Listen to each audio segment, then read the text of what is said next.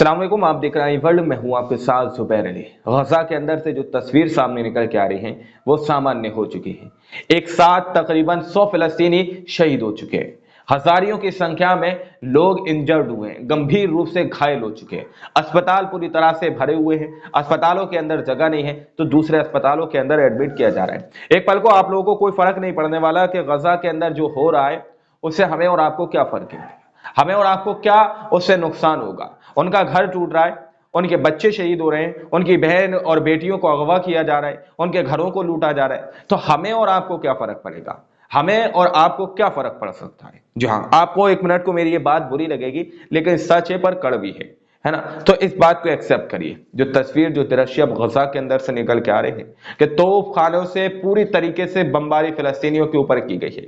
जो खच्चर होते हैं, कच्चर की गाड़ियां होती हैं, उन पर अपनों की लाशों को लेकर, अपनों के शवों को लेकर लोग ढो रहे हैं।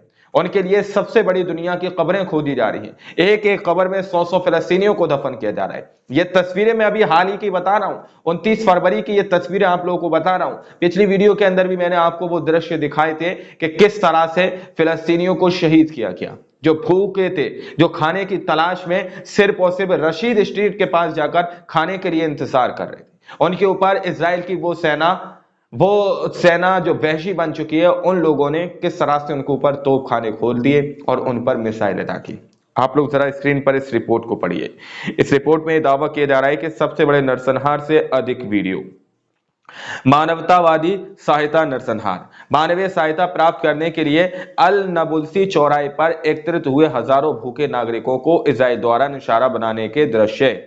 चिकित्सा सूत्रों ने बताया कि अधिकांश पीड़ितों को मारने के उद्देश्य से सीधे सिर या छाती पर हमला किया गया था। इस बीच प्रत्यक्षदर्शियों ने कहा कि इजरायली टैंकों ने समुद्र तट पर कुछ पीड़ितों के शवों को कुचल दिया। अल्लाह अकबर कबीरा। आप लोग समझ सकते हैं कि इसमें दावा किया जा रहा है कि जो इजरायली टैंक थे उन्होंने फिलिस्तीनियों को उनसे पूरी तरह से कुचल दिया, शवों को भी कुचल दिया। स्वास्थ्य मंत्रालय, अल रशीद स्ट्रीट पर नरसंहार में मरने वालों की संख्या बढ़कर 81 हो गई है, जबकि लगभग 700 नागरिक घायल हुए हैं। दर्जनों चोटें गंभीर से गंभीर होती हैं, जिसमें मरने वालों की संख्या 100 से अधिक हो सकती है। यह इजराइल की सेना नरसंहार कर रही है। जो लोग खाने की तलाश में एक अल रशीद स्ट्रीट के पास बैठकर इंतजार कर रहे थे, उनके ऊपर सीधे सीधे इस दृश्य से गोली चलाई गई, सर पर और छाती पर गोली मारी गई है। ये सिर्फ बैठे हुए थे, खाने का इंतजार कर रहे थे। किसी के ऊपर पत्थरबाजी नहीं, किसी तरह का हो हल्ला नहीं, किसी तरह का शोर शराबा नहीं, लेकिन उन पर इजराइल की सेना ने इनडायरेक्टली पहले गोलियों से फायरिंग की, तोपखानों से बम गिराए, पूरी तरह से उनके ऊपर बमबारी की गई और फिर जब वो शहीद हो गए तो उनके शवों के ऊपर टैंकर चला दिए गए हैं। वो तस्वीरें मैंने अपनी आंखों से देखी हैं सोशल मीडिया पर, वो वीडियोस मैंने अपनी आंखों से देखी हैं, लेकिन यूट्यूब की पॉलिसी की वजह से वो तस्वीरें मैं आप लोगों को नहीं दिखा पा रहा हूं, वो वीडियोस मैं आप लोगों को नहीं दिखा पा रहा हूं कि इजराइल की सेना किस तरह से अब दोबारा से जेनोसाइड करने पर पूरी तरह से आमादा हो चुकी है। दोबारा से उसने वहां पर हमले करना शुरू कर दिए हैं। अब आप लोग समझ सकते हैं कि कितना भयावह यह मंजर होगा कि उनके शवों के ऊपर टैंकर चलाए जा रहे हो, उनके शवों के ऊपर टैंकर चलाकर उनको जमीन दोज किया जा रहा हो। तो ये तस्वीरों से आप और हम मुंह नहीं मोड़ सकते, उन तस्वीरों से हम और आप मुंह नहीं मोड़ सकते हैं। एक और रिपोर्ट देखिए। दावा किया जा रहा है कि आज सुबह उत्तरी गाजा में अल रशीद स्ट्रीट पर हजारों भूखे लोगों को निशाना बनाकर किए गए इजरायली नरसंहार के बाद हताहतों की संख्या के दृश्य। चिकित्सा सूत्रों के अनुसार पीड़ितों के सिर और छाती पर निशाना साधा गया, जिससे पता चलता है कि इजरायली बलों का उद्देश्य उन्हें मारना था।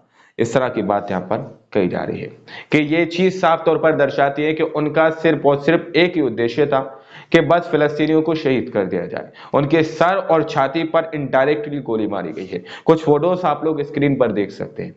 ये वो दृश्य है जहां पर फिलिस्तीनियों के शवों के अंबार लगे हुए हैं। ये दृश्य देखकर, ये तस्वीरें देखकर, ये फोटोज और वीडियो को देखकर हो सकता है कुछ नामी मुस्लिम देशों के कलेजों पर ठंडक पड़ेगी, कुछ नामी मुस्लिम देशों को सुकून मिलेगा अंदर से, जिस तरह से फिलिस्तीनियों को शहीद किया गया। इन दृश्यों का, इन वीडियोस का काफी दिनों से उनको इंतजार था कि आखिर गजा के अंदर से अब कोई तस्वीर क्यों सामने निकल कर नहीं आ रही।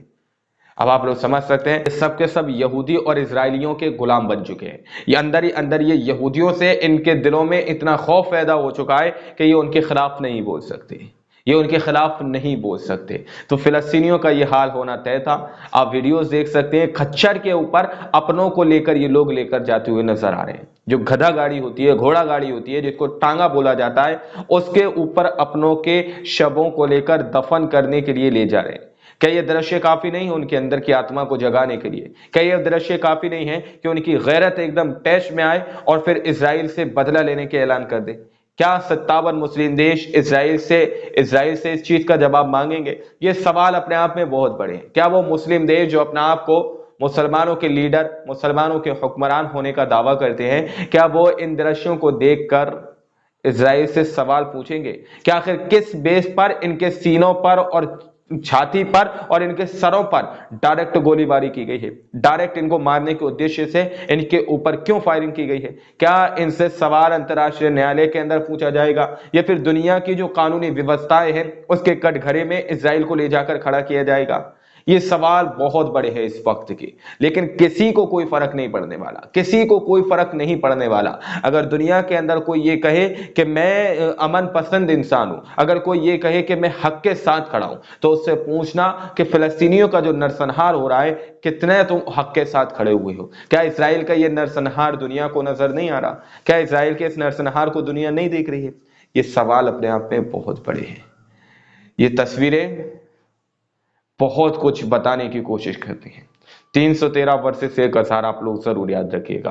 तादाद पर मत जाइएगा कि फिलिस्तीन के अंदर तादाद कम है और इजराइल के साथ कई अलग अलग यहूदी देश उसके साथ खड़े हुए हैं। फिलिस्तीन, ईरान, यमन, इन लोगों की तादाद कम है और इजराइल के साथ अमेरिका जैसे देश, नाटो जैसे देश खड़े हुए हैं। तो आप इसकी तादाद पर मत जाइएगा, इनकी तादाद पर मत जाइएगा, क्योंकि ये इम्तहान की घड़ी है। अल्लाह की तरफ से इम्तहान है कि फिलिस्तीनियों को कितना शहीद करवाकर, फिलिस्तीनियों को कितना दफनाने के बाद और मुस्लिम हुक्मरानों की गैरत जागती है, अल्लाह देख रहा है। कयामत के दिन जरूर पूछेगा, जरूर हिसाब होगा। तो ये तस्वीरें किसी से छुपी नहीं है। ये वीडियो सोशल मीडिया पर सामने निकल कर आई है, ये खबरें सामने निकल कर आई है। अब आप लोग जरा सोचिएगा, एक मिनट को अपने आप को सोचिएगा कि जो छोटे छोटे मासूम बच्चे खाने की तलाश में स्ट्रीट के पास मौजूद थे, डायरेक्ट उन पर फायरिंग की गई हो, तो माँ बाप के दिलों पर क्या गुजरी होगी। खैर, ये कुछ छोटी बड़ी अपडेट सामने निकल कर आई थी।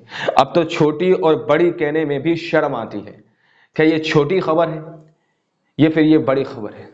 जरा सोचिए, ये भयावह दृश्य फिलिस्तीन के अंदर के हैं। आज की रिपोर्ट में इतना ही। बाकी आप लोग अपनी राय कमेंट सेक्शन में हमें जरूर दीजिएगा। मिलते हैं अगली वीडियो में, जब तक के लिए अपना ख्याल रखिएगा।